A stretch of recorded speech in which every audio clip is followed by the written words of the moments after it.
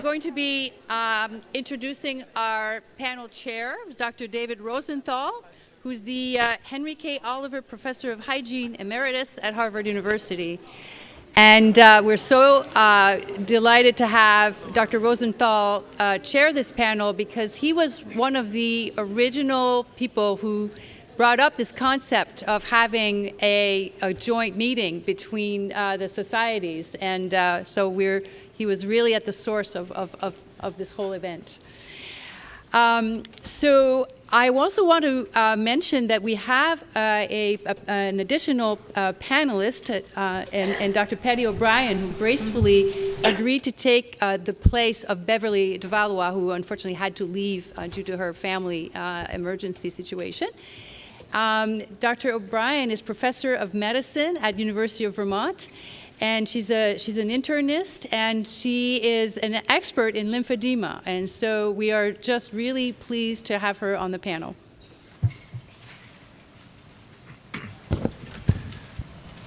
And Dr. Langevin will take her seat as one of the speakers. So I thought there are two microphones, and so, but I'd first like to ask a general question to all the panelists and all the speakers, and that is what their initial thoughts about this conference, what they thought about the concept, and what they think about the possible next steps that you might consider after this, and to try to be brief so we can give questions and answers to the rest of the folks here as well. So Dr. Deng, do you want to start? Of course. Well, I really think this is Can we put on the microphone, please? I really think this is a wonderful event. First time the three societies come together, and the first thought I have is we should have done it way back or more often. That's definitely true. And also what's important to me is also what the audience, you guys, think about this, because when I talk to people afterwards, I find there's lots of excitement, expectations, and energy in to do more and take what we learn from here back to our own institution, home location, and apply it in the clinical practice, research activities, and so on. And I think this meeting gave us the materials or ammunitions that we can use to advance our individual goals when we go back home. Well, I would say my overall impression is that it's been wonderful and exciting, and I've really enjoyed the progression from kind of the broad clinical overview all the way up to basic science, because sometimes if we're not basic scientists, as we are at this end of the table mostly, we often, we hear basic science and we don't see how is it relevant. But today I felt like I was really getting, oh, here's the relevance of these mechanisms and feeding it back. So next steps for me is to really say, how can we have more of these interactions between basic scientists and those of us doing clinical work, and also bringing in policy and translation and saying, how do we weave these webs more strongly going forward in the future? Because I think that ultimately leads to the multiple perspectives that help to move the science forward. I feel the energy and the love in this room. And I feel like this is such an invigorating place for ideas to intersect. And it's a very special meeting in terms of, I feel like a region of part of my brain has never been stimulated, and same as typically we go to conference, meet the similar people, but this really allows us to cross-fertilize. Thank you. The grant application and acceptance is in the mail for you. Thanks. I'm pitch hitting here, but I have very much enjoyed this conference because on a similar thing, different parts of my brain are working. I spend a lot of time in a cancer center treating people with lymphedema, but palpating a lot of things and trying to get people moving who aren't moving and trying to help people who are in pain. And so there's just all of these different pieces of my brain that are trying to figure out. At first, I was in panic mode going, oh my goodness, I've been having all these people get manual therapy, and is there any chance that that increased their metastases? And then I'm like, oh, no, it's okay. I didn't, so I love that there's just been a lot of questions asked and a way to combine what you feel with your hands with the basic science. Sounds like we need to do a functional MRI study right here, right now. There will be definitely a positive study of the activation in the brains, right? Well, I think I can safely say this conference has been everything that we were dreaming it could be, without any doubt. It's not over. I'm really curious to see what this panel will do. But wow, I'm speechless. I think it just, I think that what I was the most worried about that might not come through was that I was really concerned. I didn't want there to be a split between the clinical talks and the basic science talks. And I think that they were successfully blended, and that the speakers made such an effort to talk, use a language that was translatable. So I think it worked. So.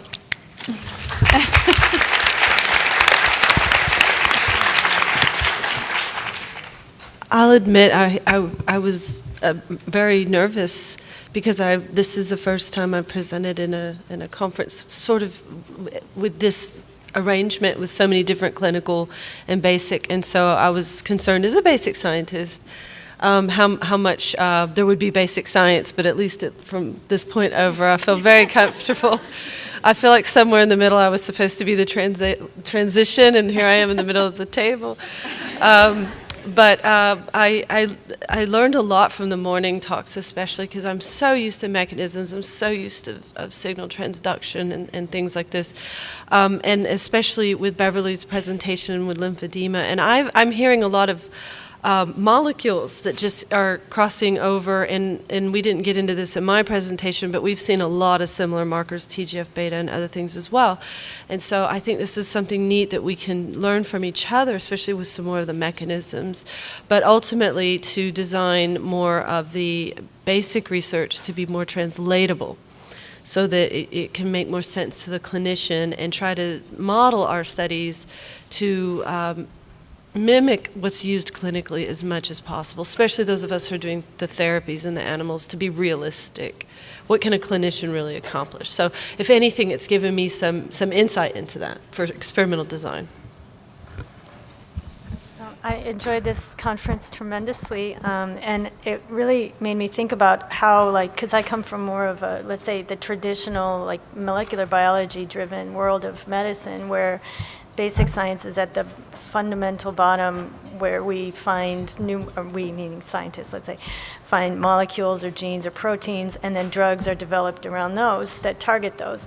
But I think what's nice about this is it's kind of teaching the opposite way, that the clinicians and the the people who work with the patients should be informing the science. And this, I think, is what differentiates reductionistic kind of science from the integrative kind of science, and it's almost in the opposite direction. And so I'm definitely going to be, it's making me think about things in a lot different way.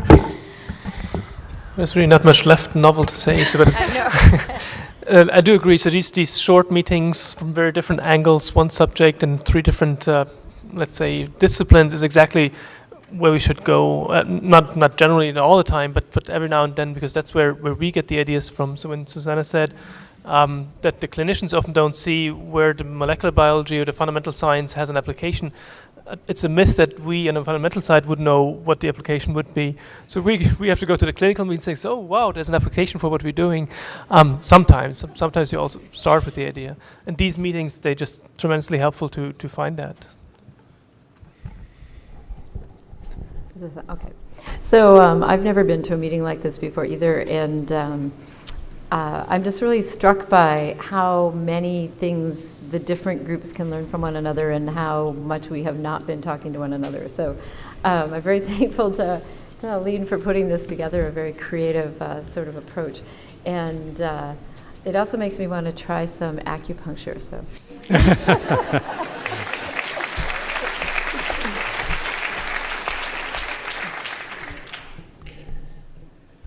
For me, it's just starting.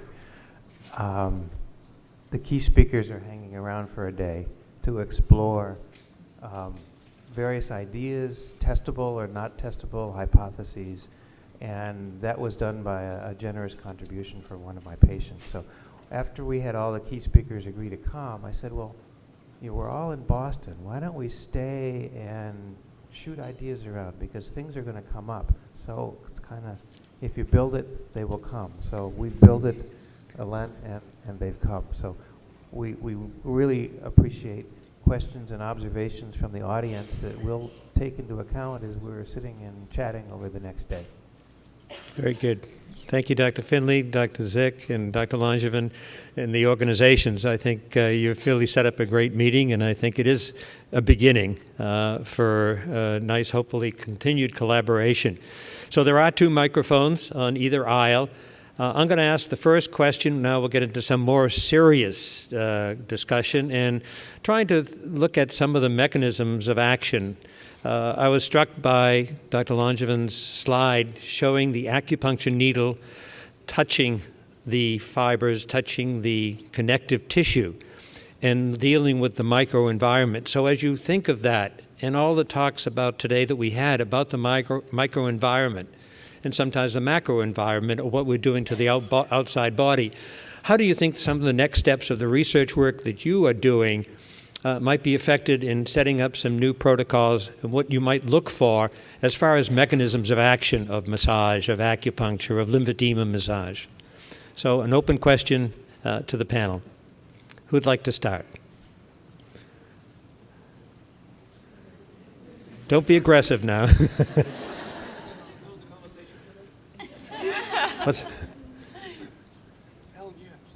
Well, I mean, my first thought is obviously lymphatics. Wow. I mean, as you said, is in my lab we spend a lot of time manipulating connective tissue around, but we've never had the lymphatics be part of the equation. So just after hearing the talks today, that's what springs to my mind, is we have to integrate the lymphatic biology and the connective tissue biology. Well, that's what Melody is doing so beautifully, but we have to just kind of now plug into that.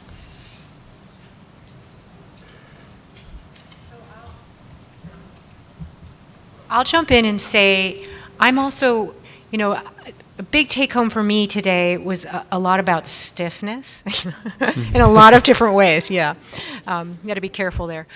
So I'm really fascinated too by, actually, we don't think about this, but the brain obviously makes a lot of chemicals that are inflammatory that actually then go into the systemic circulation and impact the microenvironment, and the microenvironment can then go and potentially then impact the brain in this interreaction. And so I'm very fascinated to think about how are we having this interplay, and what's the direction? Is it entirely always bidirectional, or what is the one, given the outcome that you're looking at, that is more important?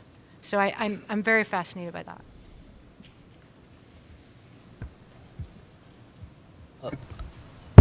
Part of it is I study integrated oncology. In conventional oncology, they're actually moving more and more towards traditional Chinese medicine called precision medicine, individualized treatment.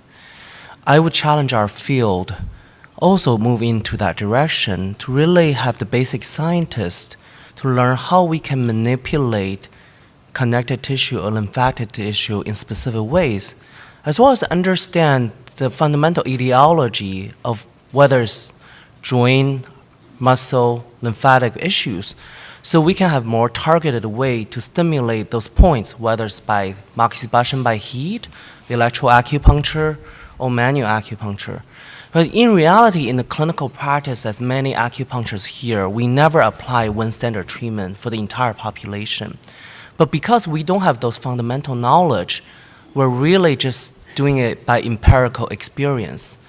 I hope, it's my aspiration, we can be one day be mechanism driven in our delivery of intervention. And if we get there, I think the conventional world will accept us as part of the precision integrative oncology.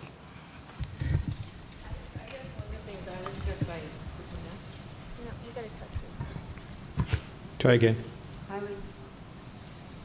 was struck by, there we go. One of the things that I was struck by is that we think about things like diet and exercise, diet a lot as being something you can do to prevent heart disease, prevent cancer. And we don't think about these processes as something you can do to just have good well-being. And so I'm coming away with this a bit more of, by the time you have cancer, it's already too late. Why not do all this? I feel like going back to my yoga class and like going more often and doing the things that you should be doing to take care of yourself. And so it leaves me thinking that we really, as a society, maybe need to think about our overall well-being in a way that modern medicine sometimes ignores. And we tend to be very into this or that target or this or that intervention. So I'm thinking of it more as how can we apply what these sorts of physical approaches to enhancing our well-being. So I would, sorry. Okay, so can you hear me?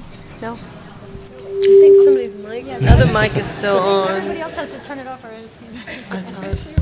So I think a little story would illustrate how I feel about this question, which is before at lunch I had Can you try the other bad, one? There you go. Yeah. Okay, so at lunch I had a pretty... I was developing a bad migraine, and I was sort of getting my slides up there, and a very, very kind and talented woman over there, Linda, told me that, oh, I'm a therapist, do you want me to work on you? And so we actually went upstairs. She spent at least 20 minutes or maybe 30 minutes just pressing on certain points, and I never did acupuncture or acupressure. It actually works, I have to say. My headache melted away, but I was still left with a little nausea, and then I sat next to a wonderful acupuncturist who started pressing on a part of my tibia, and my nausea went away. And I have to say, not only this I really have been thinking, we should be doing this, you guys know, you have an intuition of medicine, and I think the traditional reductionistic approach is never going to get us to these points. And I feel like we need to be studying these kinds of things, how they work. They work. So rather than trying to find a new drug out of a haste, something that you have no idea exists, and you try to find a receptor that binds to a molecule of the right shape or whatever, we should be looking at what actually does work and using that to guide the basic science. And I don't think that we do it enough. I mean, I know that I definitely don't do it, and I should. I study lymphatics. I should be doing it. I know massage works, so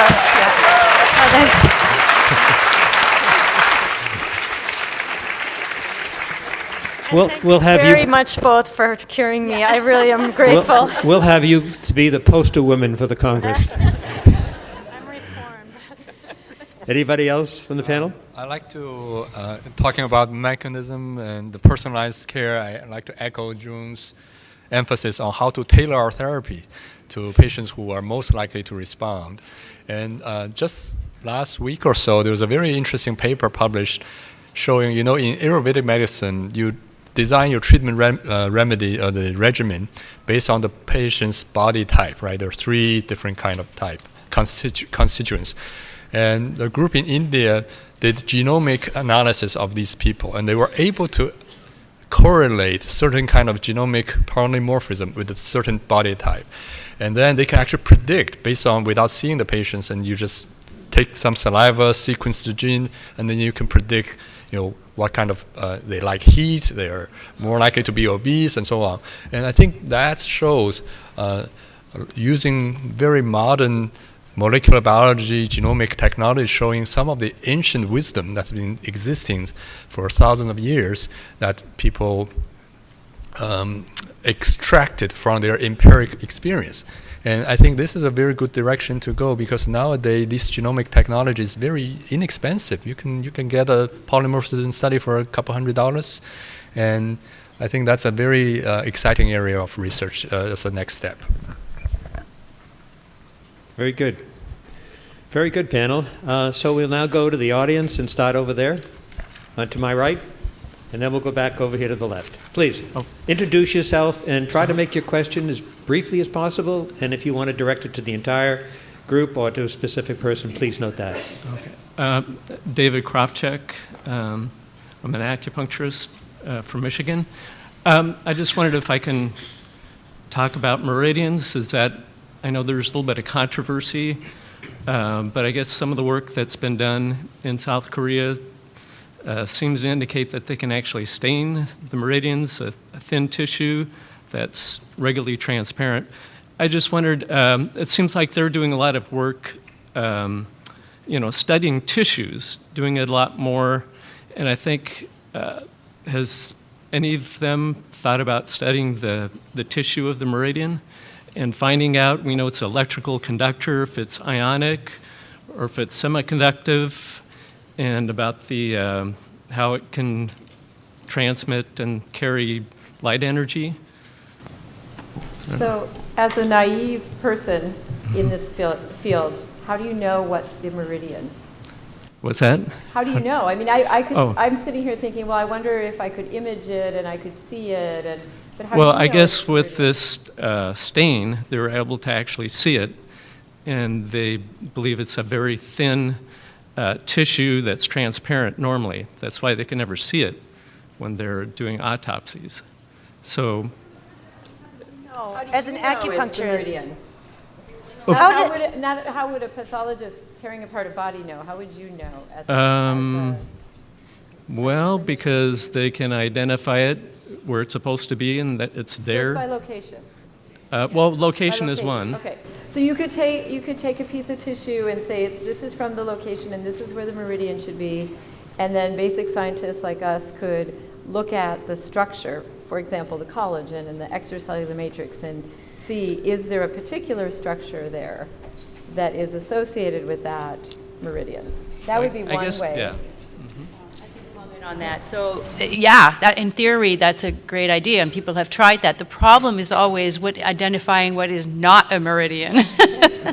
That's always the hard thing. And then whenever somebody would say, okay, well, I'm going to go so many centimeters away from the meridian, and that's going to be not a meridian, you're going to find people who are going to say, well, I come from the school of this or other, and we would put the meridian there, actually, not there. And there's just this real not uniform agreement. It's very difficult to actually define a control location on the body that's not an acupuncture meridian.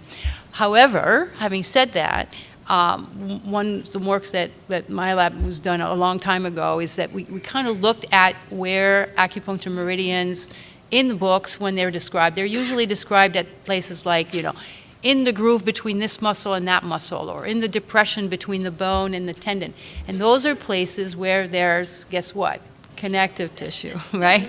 And that's also the places where the nerves are, the blood vessels are. So I think that, obviously it's not a hard and fast rule, but these meridians tend to be located along, they call them channels, places where things kind of tend to collect. And so you can think about them that way, but there's not a one-to-one correspondence, obviously, between connective tissue and meridians. So that's just the way we think about it. Next question. Yes, hello. My name is Matthew Bauer. I'm also an acupuncturist and president of the Acupuncture Now Foundation, a nonprofit educational organization. And when I think about integrative medicine, what I would like to see people have more awareness of is what I think is really, there are really two main approaches in medicine. One is, and especially very important in oncology, is where we try to attack a problem from the outside in with for lack of a better term, man-made intervention to directly impact on a pathology. But another kind of approach, which is what acupuncture is entirely about, is we take some action, we do an intervention, but the goal of the intervention is not to directly impact the problem.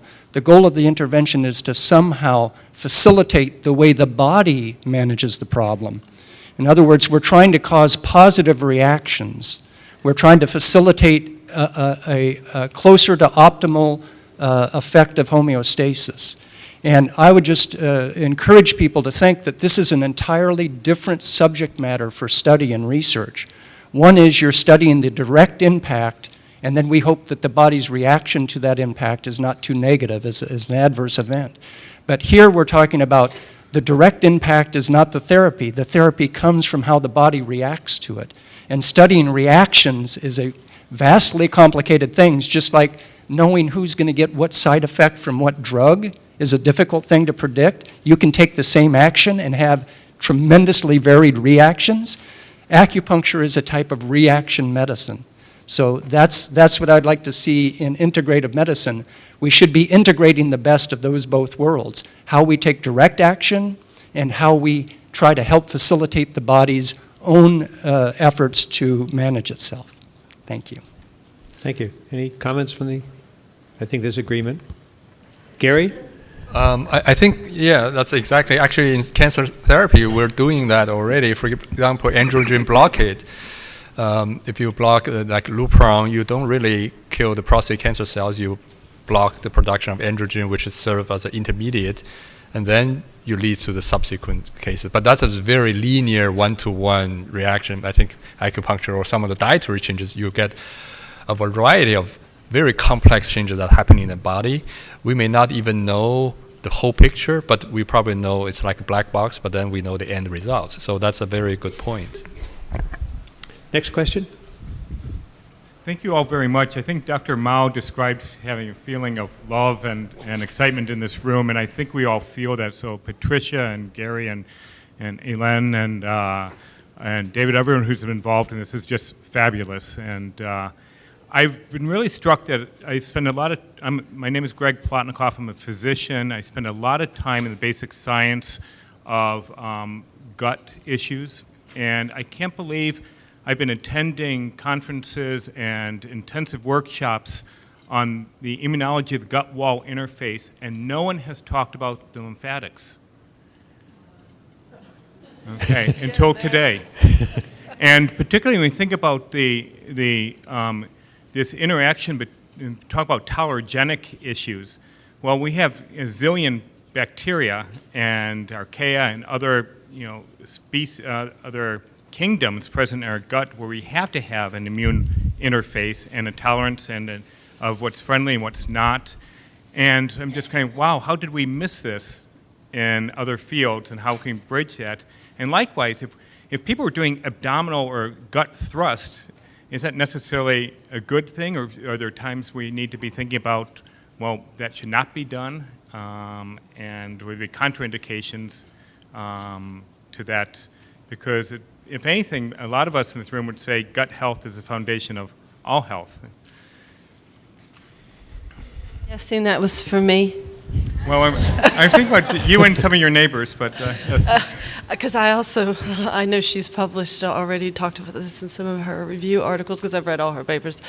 But we have actually done this with an irritable bowel model, just to let you know. We're finishing it, going through the last path reports now and getting ready to publish this, where we actually took the same abdominal lymph pump in our rats and applied the therapy once a day for 4 minutes after the onset of an ulcerative colitis flare. There's an animal model that mimics ulcerative colitis. And in the group that received the actual therapy compared to the sham therapy, which was just light touch with no compression, the stool consistency was more solid. There was less blood and mucus in the stool. The animals did not lose as much weight, which is a common complication with colitis because of the dehydration and the diarrhea. Our path, we're waiting to get our histopath report back to see at the tissue level if it changed anything. And then sort of where we want to go now is we believe, because with our previous publications where we've looked and cannulated the lymphatics and the mesentery and done these treatments, we show an immediate release of fluid in the mesentery, but also, I didn't talk about this data today, there's a big mobilization of a lot of the inflammatory cytokines that seem to be naturally in the bowel, and these were in healthy animals. But they emptied into the lymphatics, and then we tracked them, and we could see them empty from the mesentery to the thoracic duct, and then presumably they would be in circulation where they would be diluted.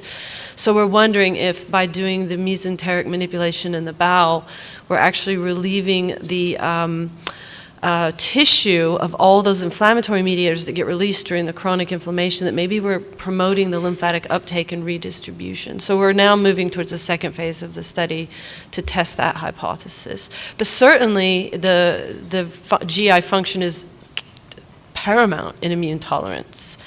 I'll probably hand this over to Melody, because I know she knows a lot more about this than I do. I don't, but there is some work finally being done by the immunologists as well, looking at drainage, because all of your dietary lipid is taken up exclusively by lymphatics, and that's the interesting thing, because with food, tolerance is maintained in the liver, and so all of your food goes straight into liver. That's what the liver does, but it promotes tolerance to food antigens. And I had the exact same question. Well, what about all the bacterial product? Billions are turning over every day, and the bacterial cell walls are all lipids, so they must go in the lymphatics. And we are doing studies now to look and see if the mesenteric lymphatics are actually really important at promoting tolerance to your bacteria in the gut. And interestingly, lymphatics have the molecule that helps to activate, that presents lipid antigens. It's called CD1, and they express it. And so we made a mouse where that's knocked out in lymphatics, and we're seeing if they can now not make is this all being recorded? Yeah. Anyway, I'm going to get scooped now. It's okay. No, just kidding. But we made a mouse that's knocked out, and so we're seeing now if they cannot, whether or not they can maintain tolerance to their bacteria. So we'll see. I'm so excited. I have to add on to that, because when she started talking about that, I'm going to make it quick. We have pilot data. We're using healthy mesenteric lymph, and we're putting it in vitro into inflamed and injured cells, and our lymph that we collect from the mesentery of healthy animals is protecting in an inflamed situation. So we're actually moving towards that too. So we do think there's something very protective about at least healthy lymph. So you should be moving it around. Thank you for your question.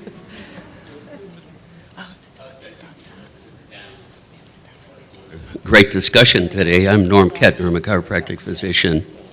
I have a comment and then a question. Bioelectricity appears to be central to development, regeneration, and probably cancer mechanisms as well. And I didn't hear very much discussion in the models regarding that particular element.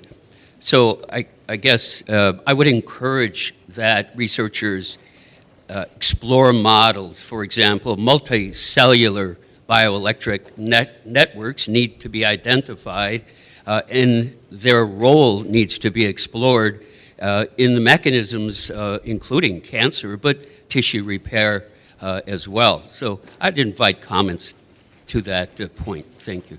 Okay. Dr. Finley? Okay.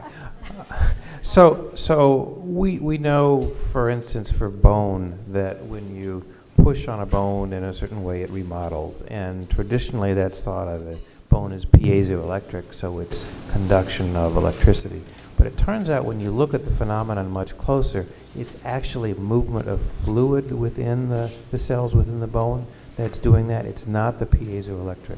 So again, that gets us back to movement of fluid, lymphatic fluids, as critical in many processes that we thought were controlled by something else.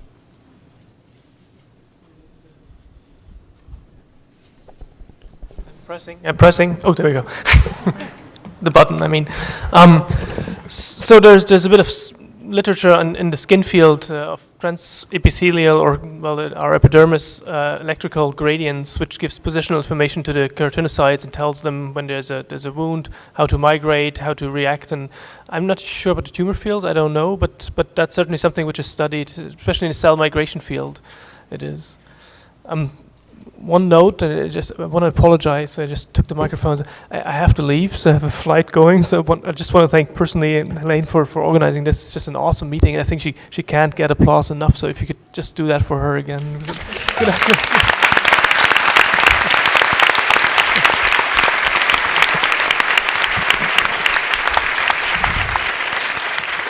It wasn't just me. Yes? Next question. I'm Natalie Schwer, University of Minnesota. So my question is mainly for the last panelists. I found your presentation really interesting, thought-provoking.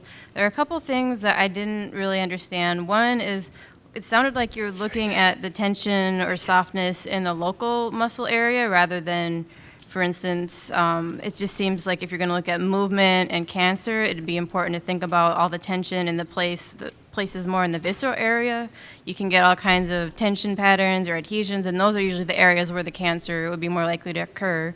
So that's one question. And two would be if you thought about more of an idea of relative stiffness, which is more of a concept from physical therapy, but so meaning that perhaps creating more tension in the legs, the hips, but being able to control that in a fluid way, you could actually create, less tension or let's say more resilience around the visceral areas. So I guess I'm like the drunk person who's looking for his keys under the light, even though he lost them behind the garage.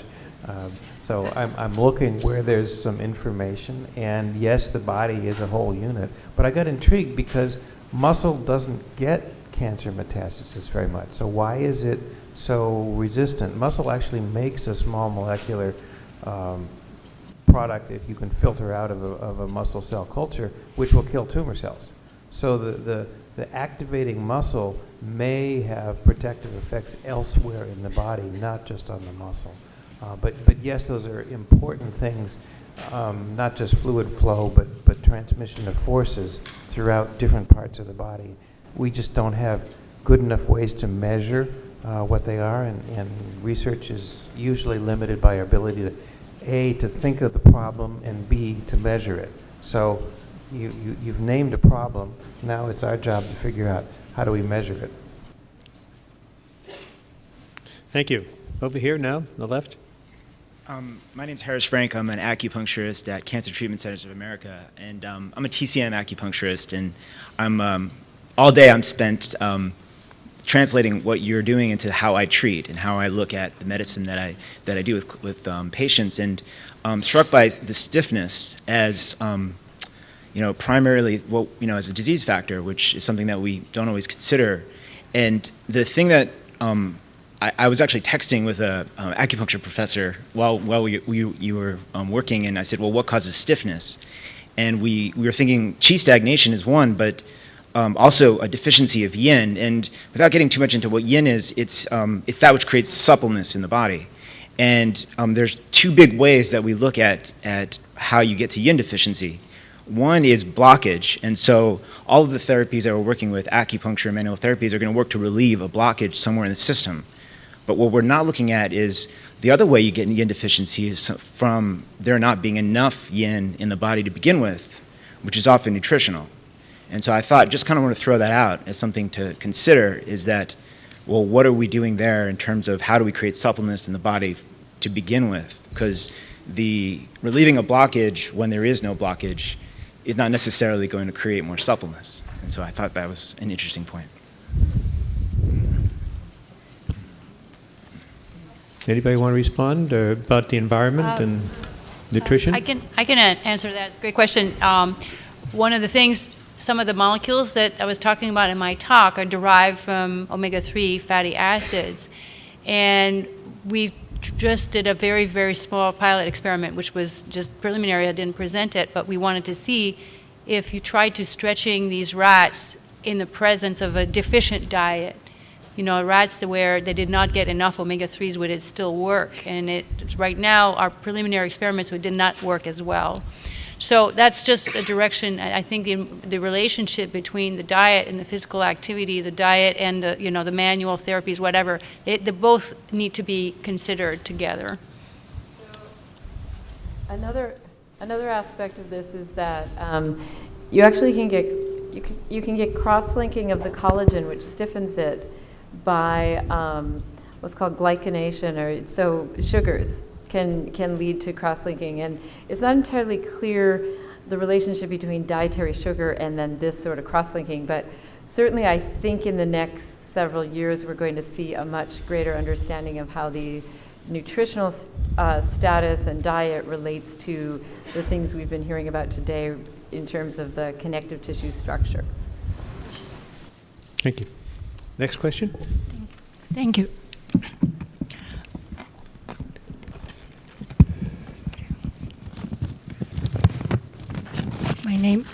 My name is Lyudmila Vukolova, and I am not a cancer researcher. I do research on Parkinson. You probably know that Parkinson and cancer have a lot of similarities, and such as stiffness, change of the structural composition, and body movement. So, and because I reached through my Parkinson disease such incredible results, I want to share it with you. So, during this lecture also, before the break, I have written the note, and before I heard the Dr. Schwartz lecture, and I found that we do have some similarities in our approach. This is exactly what I want to present to you. Could you ask a question? I think this is a good time for question and answer, so if you have a specific question for the panel. Specific question. My question is that I have a view why we have formation of the metastasis. This is my kind of point. And it's reinforced really your conclusion that there is I would like to share, I think it's important. So if we are viewing cell as a tensegrity network system, then formation of nodes indicate disruption of tensegrity equilibrium on cellular level, and also structural deformation. Removal of the node will change the structural composition, thus creating unstable structural environment in the substrate and change dynamic of internal forces. So therefore, this condition will elicit an appropriate response and produce a structural rearrangement for stabilization. This distributed element and alignment and forming metastasis or migration of entities. This is what I have understood, all right, through the conceptualizing everything. And in reference to the stretching done by Dr. Langevin, I see what stretching does, it changes geometrical form. So it's elongate, and so therefore it will be really lead to restoration of conditioning for healing. This is what I see. And to validate my really ideas, you can see my work on restoration of tensegrity that produced significant result. But the main point that I did create a lot of methods and methodology that change the stiffness, alter geometrical form, structure, and change the behavior. So I would love to share with someone if you are interested. Results are absolutely amazing through tensegrity equilibrium. Thank you. Next question. Hello.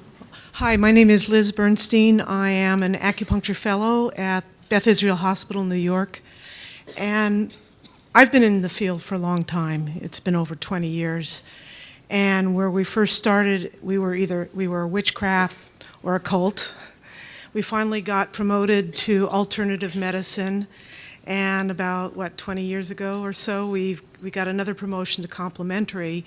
And now I feel this forum has really sanctified our place in integrative medicine. So to me, if I look at the the collective conscious of a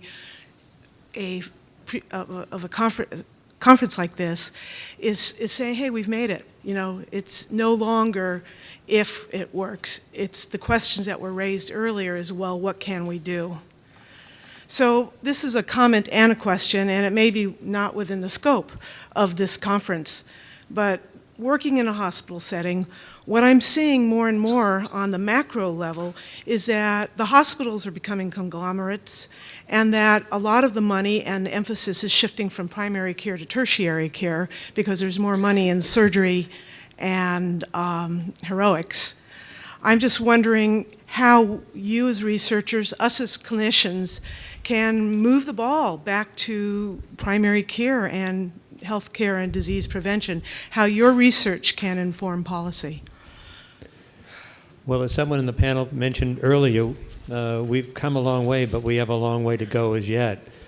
I think that anybody on the panel wants to respond, but I think that integrative health, integrative medicine is certainly becoming more paramount and certainly placing a lot more emphasis on primary care. So my simple answer would be pay attention and vote. Right. I work at the Veterans Hospital in East Orange, which is one of the 4 flagships for integrative medicine in the VA system in the country. And our director is 100% behind integrating these sorts of things into our care. So some places are leaders in this. And actually, if you look at the VA system, most of the VA hospitals offer some kind of alternative medicine already. So the VA can be an instrument for change here. And isn't it amazing that we're sitting here at Harvard and there's an Institute for Integrative Medicine? I mean, I find that really inspiring. Susie? So as a person in primary care and family medicine, myself and June, I just want to say that Medicare and Medicaid wags the tail of all other insurance, right? And they create policy not directly themselves, but through Congress. So we all of our societies, whether they're clinician or research societies or professional societies, actually have to lobby and educate Medicare and Medicaid. If we do that, we can slowly but surely wag that dog. Thank you. Yes. Next question. Thank you. Hello, my name is Ryan Smith, and I'm an acupuncturist at NYU Perlmutter Cancer Center in New York City. And first of all, thank you so much for this conference, because I've been inspired in so many ways by the connections I've made and by new ways of thinking about doing research. And so I think my question is for Dr. Langevin. I'm looking at how to treat neck fibrosis in head and neck cancer patients, because in that population, not only surgery figures prominently, but also radiation. And one of the things that I was really inspired by are some of the mechanism studies that we've seen. And I'm just curious, based on your previous work at looking at connective tissue, if you've ever used a sonogram to look at fibrotic tissue to see if it's changed after needling or during needling, or if you have any thoughts about looking at fibrotic tissue, not just in terms of patient-reported outcomes or range of motion or palpation, but in terms of actually looking at the tissue. Yes, the answer is yes, but my mic isn't working. Yeah. Yes, absolutely, we have. And actually, Robert Davis is here in the audience someplace. Robert and I have been working for a long time on trying to really quantify using, robotic devices and sort of very sensitive torque sensors, and to measure the amount of force that is exerted onto the needle by tissues that is more or less diseased. Fibrosis was an obvious one. We looked at patients with scleroderma, which is a good example of fibrosis. The force on the torque was much, much, much higher than in normal people. We we had a very strong interest in radiation fibrosis, especially after head and neck cancer and breast cancer.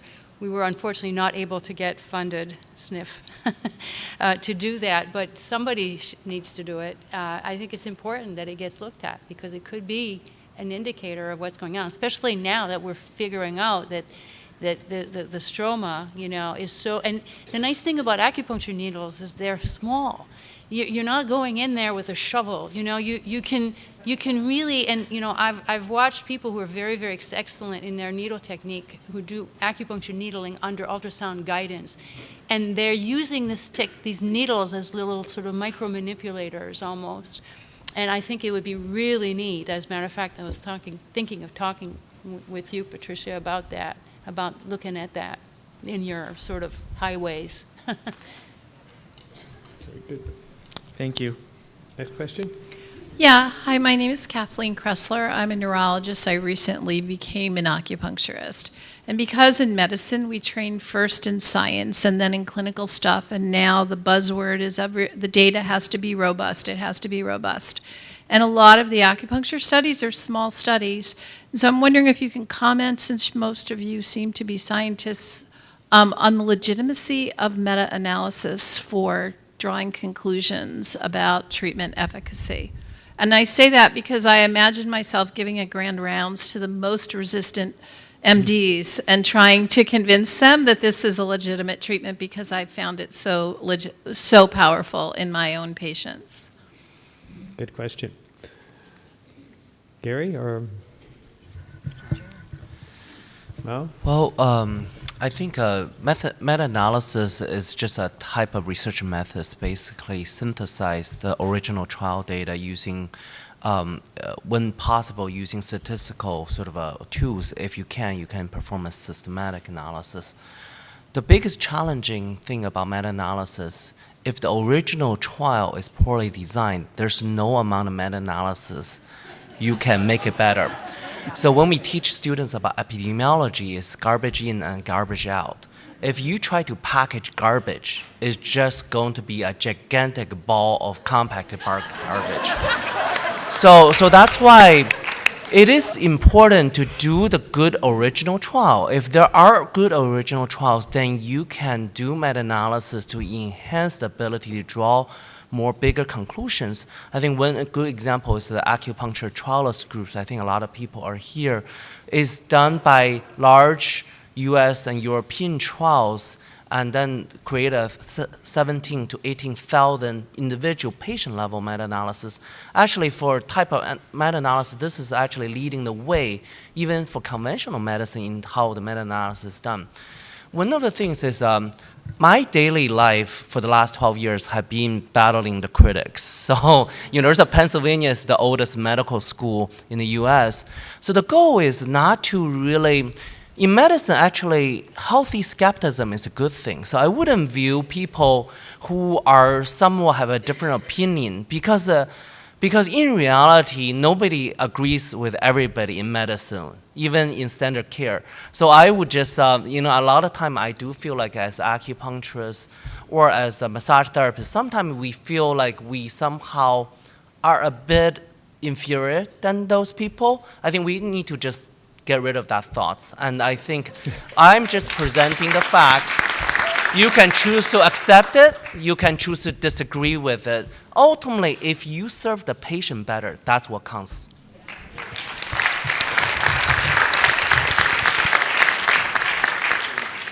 And if I could add one thing, and I'm not a clinician, as you all know, but I think it's kind of preposterous for us to be asking for proof that something that's like 2,000 years old works, because you have 2,000 years of clinical trials, right? I mean, history, it wouldn't be still in use if it didn't work. So I think instead we should be trying to research, not if it works, but like how it works. Like we should just be focused on that, not if it works. Anyway. I think we'll go another 5 minutes. I know our time is up, so if just the next four people, two in each row. Next. An acupuncturist, and my question is for Dr. Langevin. I'm wondering if you've ever looked at you've shown that you make a wound in the back, you stretch the back, the inflammation is reduced. I'm wondering if you've ever looked at putting a wound in the back and stretching limbs and seeing if that makes a difference, or putting a wound in the limb and stretching the back. We haven't done that, but it's a very good idea because there could certainly be hormonal type substances. For example, myokines, right? It's a great example of something that the muscle secretes and then gets into the bloodstream and has effects elsewhere. So yeah, it's absolutely possible, but we haven't done it. So good idea. Question? Hello, my name's John McDonald from Griffith University in Queensland, Australia. I've been an acupuncturist for 44 years, a researcher for 6. The area of my research has been anti-inflammatory mechanisms of acupuncture in allergy. And the reason I'm doing that is because my question since 1971 has been, how does this stuff work? And that's been something I passionately want to know. I'm greatly encouraged by the emphasis not only of the conference, but also of the funding priorities about mechanism. Because when you tell people how it works, they forget to ask you if it works. Now, one thing I've noticed, I've been looking at that slide, I've been listening to talk of symptom clusters, and I'm going, I know that cluster, I've seen it before. Fatigue, sleep disturbance, immune dysfunction, GI dysfunction, cognitive dysfunction, mood dysfunction, body clock disruption. Body clock disruption has been shown to be a significant increaser of risk factors for cancer. If that's the case, might it not be that people with cancer might have body clock disruption? If they did, they would be fatigued in the day and unable to sleep at night. They would have immune dysfunction. They would have GI dysfunction. They would have difficulty thinking clearly, and they would have mood disorders. Now, that's a really easy hypothesis to test, because if that's the case, all you have to do is test, do they have high melatonin during the day, which is why they can't get motivated and move, because the fatigue is caused by the body trying to sleep, and in the night, they can't sleep because the melatonin is low. So I'd just like to throw that out there. If anyone's looking for a hypothesis to test, high melatonin in the day, low melatonin at night, and then that links body clock in as a unifying factor in that whole symptom cluster. So there's a free kick for somebody who's looking for a question. I can't do it myself because I'm busy with my own research in another area, but I would so love to see somebody researching that question.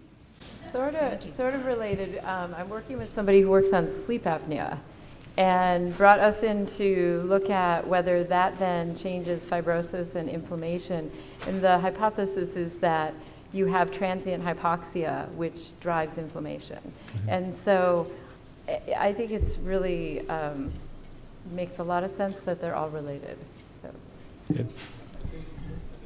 Describe that person sounds pretty messed up, right? Actually, it's a very common problem. I would say maybe half of the population have this kind of non-sick but not well condition.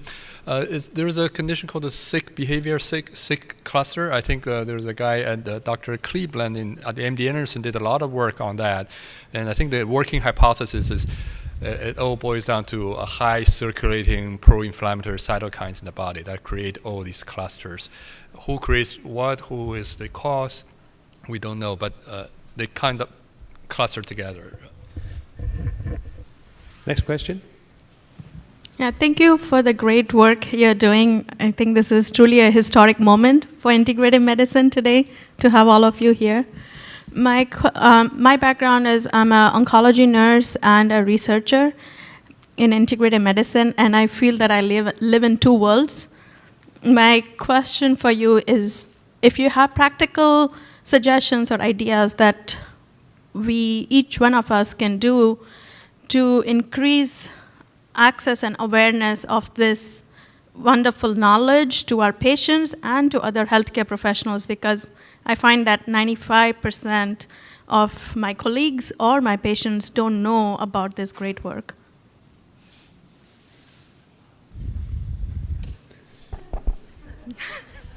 Dr. Finley? Well, this conference has been recorded, and Helen Longman is going to make all of the lectures publicly available, so you can encourage and turn the recording on and show portions or all of it. You can also play it back and slow it down to about 80% speed.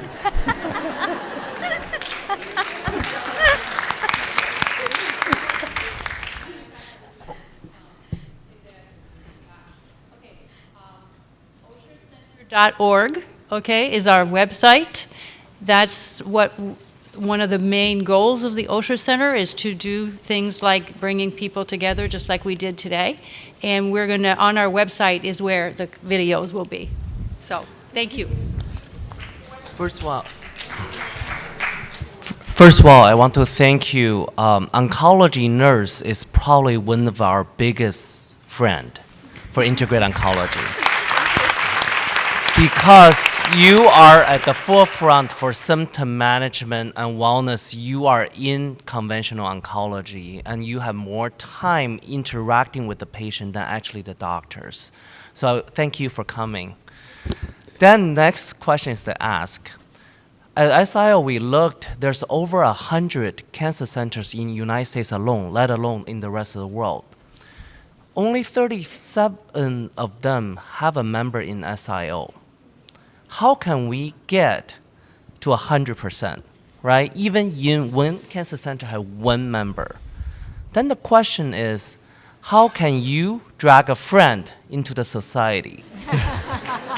I have to say, if it's not my friend Kevin Matthews, maybe still here, dragging me into SIO, my research might have taken a very different directions. So I think there's this art of serendipity, and there is sort of a power of persuasion. So I encourage you to do both. Thank you.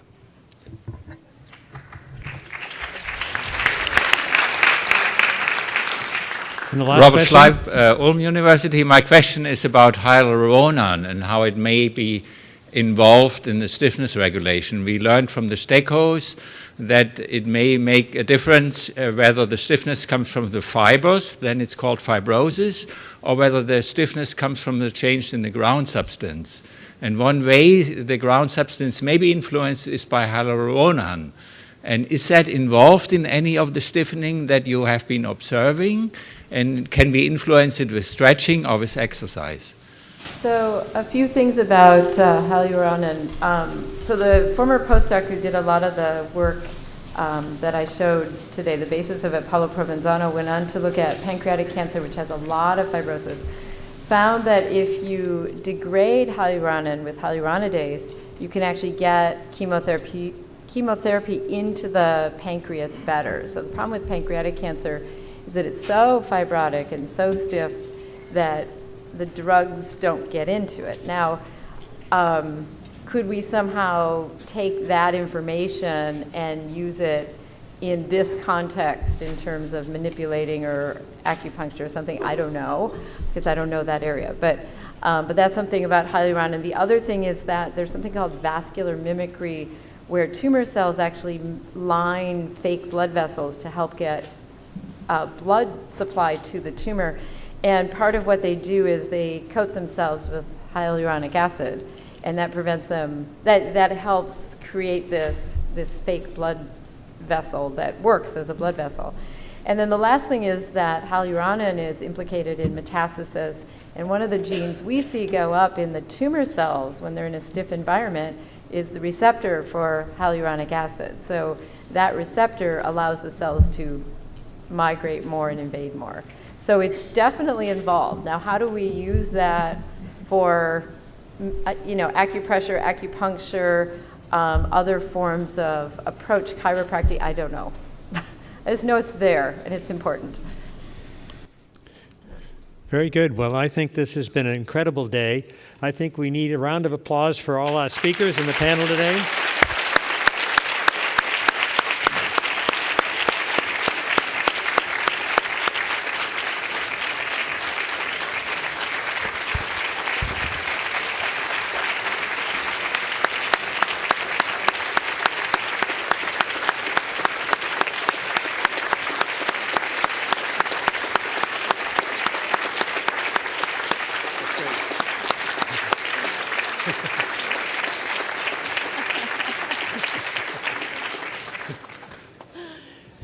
Well, don't go anywhere.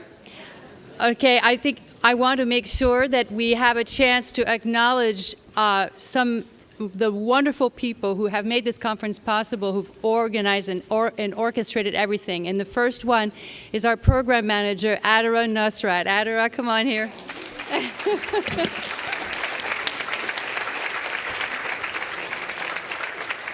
has done, you can imagine, I just want to say something, this is really important. To try to organize a conference like this with 3 societies and actually make it work with no fighting, arguments, problems, I mean, really. Well, no, but, you know, and I want to also, really, and this is also because the leadership of the 3 organizations were unbelievably collegial and helpful, and we really worked together. So I want to have the people come to the front. So unfortunately, Libby Eason from the Fascia Research Society is not here, but she's been unbelievable. Laura Triplett from SAR. Is Laura here? Where's Laura? And we have Vicki Charbonneau, Beth Kruger, Sarah Reagan, and Carrie Renoir, who are still here, some of them. Anyway, and then I also importantly want to mention, besides Vitaly Napido, Tom Finley, and Susie Zick, who were on the phone call, Patty Arcari, who I know is here, who really contributed a lot to the organization and planning and everything. Come on. And yes.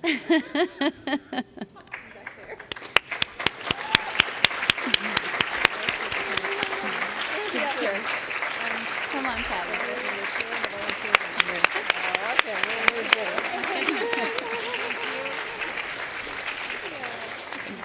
So we're going to take some pictures here with the speakers. Meanwhile, please go and enjoy the posters. I also want to echo one of the last comments that were made.